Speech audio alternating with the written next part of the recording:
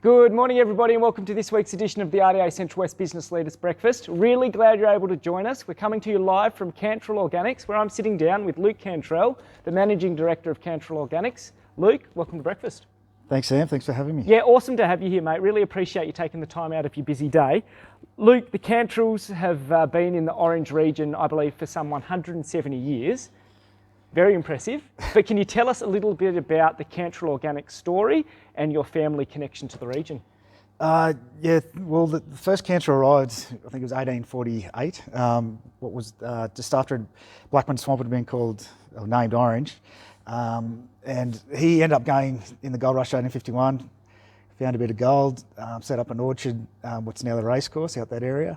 About third or fourth orchards there. The Hawks are already established and those other families. And from there, that's where orcharding started for us. And yeah. It's amazing, I guess, to have that history in our region with orcharding, veggie and fruit growing. You guys are still in that game now, but I guess you grow cherries and a variety of organic crops. Can you tell us what was the catalyst for your business pivoting towards organics, and what have you learnt through that process? Well, the initial pivot probably happened 11 years ago. Dad was growing he was growing potatoes and selling down the Canberra farmers markets once a week. So he was getting just this huge inquiry for organics, and then he just started investigating, the organic system and what was involved. And with the help of another local organic grower, Greg Kisander, they sort of changed both the properties over to fully organics, and we've been fully organic certified ever since. I guess, what are some of the challenges does that present from a production sense, when you can't use chemicals or you're trying to grow fully organic process? That's a huge decrease in the toolbox that's available. But I guess it's more about being proactive rather than reactive, and it's just about finding that balance in the orchard and just trying to set your trees up as best they can. Like, the more healthy the trees are, the less susceptible to pest and disease. And what have you learnt as the on the ground grower? Have you had to be a bit more patient, I guess? There's a lot of trial and error. There's still a lot of technologies in the organic systems that are coming through, like biologicals and organic chemicals, if you like. Not chemicals, but products, like organic products. So it's a huge learning curve, a lot of trial and error, and it's just every year is different. So you need to be able to adapt to each year, to the issues that present themselves. I think that's for any farmer, I guess. Every year is a new year and you've got to be able to adapt. What has this point of difference meant for your business, being organic? Organics has put us into a niche market, which has helped the business. So we've been fortunate to supply under the Woolworths Macro Organic label. That's been a good point of supply for us to help build our business. And it's a growing market. So they've seen growth of 20% each year for the last 5 years, and they're expecting that to accelerate into the future. And I think COVID's probably brought that forward. There's a lot of awareness now about, where food's coming from, what's been treated with. So it's a growing market, and it's nice to be a part of. Yeah, absolutely. I guess what you've said about food providence, it's absolutely front and centre for purchasers and consumers at the moment. I think that keeps our region in a good position. Now, we caught up with Fiona Hall from Bite Right maybe 12 months ago, and I didn't know this, but the Central West grows something like 8 to 10% of Australia's cherry crop. COVID threw up a lot of challenges for growers and businesses in our region, but what were some of the challenges that you faced from a kind of market access or a staffing perspective over the last 12, 18 months? Yeah, COVID did throw up a lot of challenges, and just as you said, we had issues with labour. We thought we had secure labour, then that was sort of disrupted within the first couple of weeks. Then we were searching for more labour, very difficult to find. Market access was difficult, obviously less planes in the sky. We've been fortunate that, through the IFAM, the government assistance, that helped reduce the cost, but we're still looking at, 100% on cost from last year. We got even a quote from Saudi Arabia to try and, an inquiry from Saudi Arabia to try and send some fruit over there, and it was like $7.50 a kilo, I think, just to get it over there, and it just blew it out of the water. So it's restricted the market a fair bit, but we're sort of looking forward to this year. Feeling more optimistic from a staffing perspective into the future? Yeah, I think we'll start very shortly just securing labour and just making sure that we can get as many people as we can, for the packing shed and for the orchard, and we're going to try and start that now. And I guess you supply your produce to both domestic and export markets, I believe. Can you tell us where are some of those locations? And over the next kind of 12 to 18 months, do you see any new markets opening up for your business? Yeah, absolutely. I think the whole ASEAN region is pretty exciting. There's a lot of countries coming, out of poverty into middle class. There's a population of 655 million there, so that's sitting right above us. That's a huge opportunity. The UK free trade agreement, there could be some opportunities coming out of that. We're yet to see how that's going to play out, but looking forward to that as well. Yeah, absolutely. And I guess there's the optimism that you're talking about for new markets. I think that's hopefully we can build on the success that you've had and keep pushing forward. Now we're going to hit Luke with the Fast Five. It's where we get to learn a little bit more about our special guest. Cherries are front and centre here for your business, but what's your favourite recipe using cherries? Oh, look, you can't beat cherry pie, but I guess a COVID hobby I picked up was a bit of learning to craft brew and distill. So Okay. I'd have to recommend a Black Forest Stout. It's a stout beer that has an aftertaste like a Black Forest cake, and that's using a cherry puree. So that's my new favourite. Might be a bit early this morning, but you've piqued my interest well and truly. Hidden talent or hobby? Oh, not many hidden talents, but probably my new hobby is distillation, and we're trying to do an organic cherry vodka and gin out of the shed here. So yeah, stay tuned for that. Well, definitely talking about business diversification. Now, last movie you watched or book you read? Last book I read was Good to Great by Jim Collins, and just the expansion of business and I guess business mindsets. Okay, well, we might have to put the link up to that one and give any good tips. What was the best tip you got out of the book? Just probably that change is the only constant, and you have to keep looking forward and looking risks and opportunities all the time. So. That is a good piece of advice, and we might actually drill down on that one a little bit later.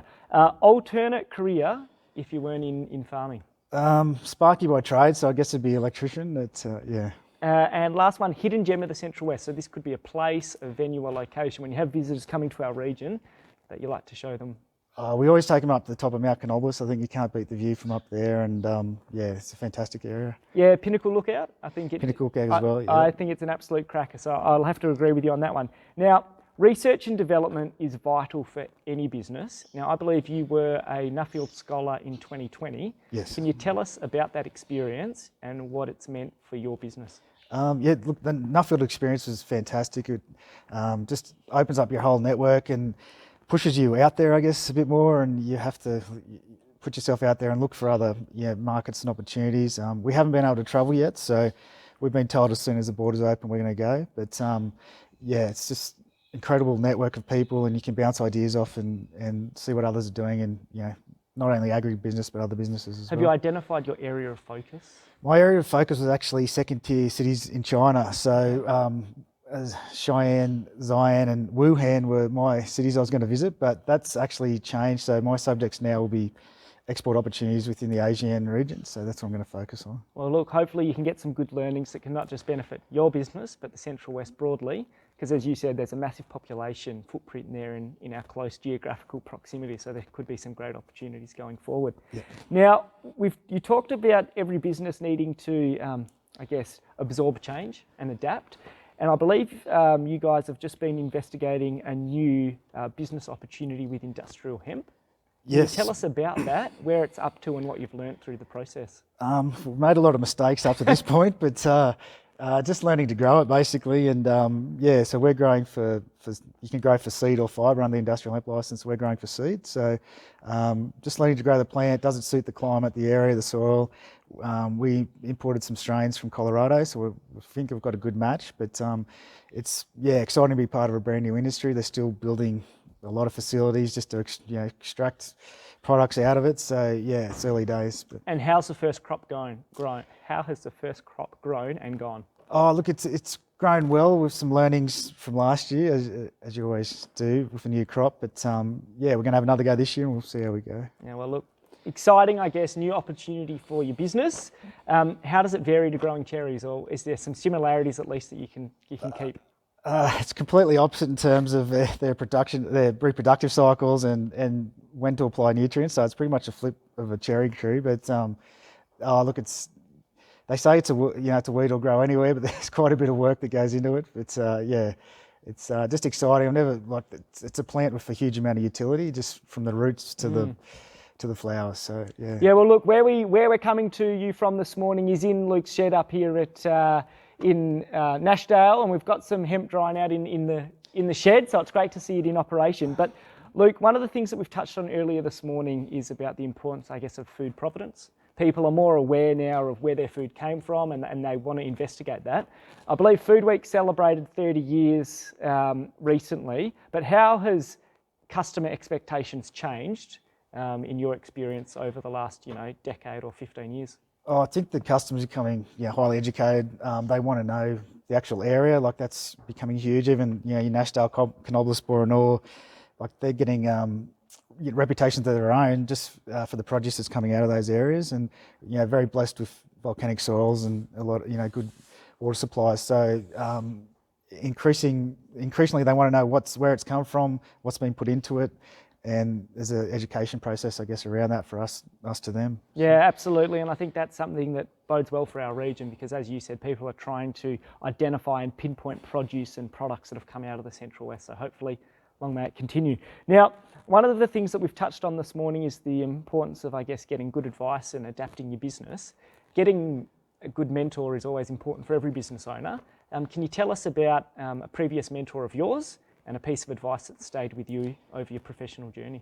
I guess no real direct mentors I can think of. A lot of accumulative experience, a lot of mistakes, and trying to learn from those. And I guess the big, Dad's always told my brother and sister and I just to have a crack, and doesn't matter if you fail, just get out and have a go. So that's something that's always sitting with me, and we're always trying, to do our best, I guess. Yeah, it's good advice, I guess. And if you're going to have a go hard, and if you're going to fail fast, is what someone said exactly. In a previous edition of these, which is so true. Now, looking into the crystal ball, you've pivoted over the last 12 or 18 months with your business, but what's your forecast for Cantrill Organics going into the next 12 or 18 months? So the next 12 to 18 months, we're going to focus on export. We've been very fortunate to be part of the Going Global program through New South Wales DPI, Brent Bannister. That's just a tremendous program. They basically hold your hand from start to finish through the export journey. So that's some really good learnings there. So our country of focus is Vietnam. So we're going to really focus hard on that. Domestically, we've just been direct vendor to Coles now as well as Woolworths. So we'll be in both supermarkets. And there's been a lot of hard work done through the systems approach program, which is basically providing the data to show that we're fruit fly free during the cherry season. And that's been happening with a lot of other growers over the last 5 years, and that'll hopefully enable us to, for the first time, do national supply. So it's pretty exciting. Yeah, absolutely. A lot of upside ahead for Cantrill Organics, but we will put up the details for the Going Global program and New South Wales Trade Start, because I know that's a fantastic resource for growers in our region looking to make that pivot or make that step forward in their business. And for the Central West generally over the next 12 or 18 months, Luke, feeling optimistic? Oh, very optimistic. Yeah, I think hopefully once COVID settles down, the gates will open. We'll be back into it, and just seeing the amount of people coming around at the moment during the cherry season.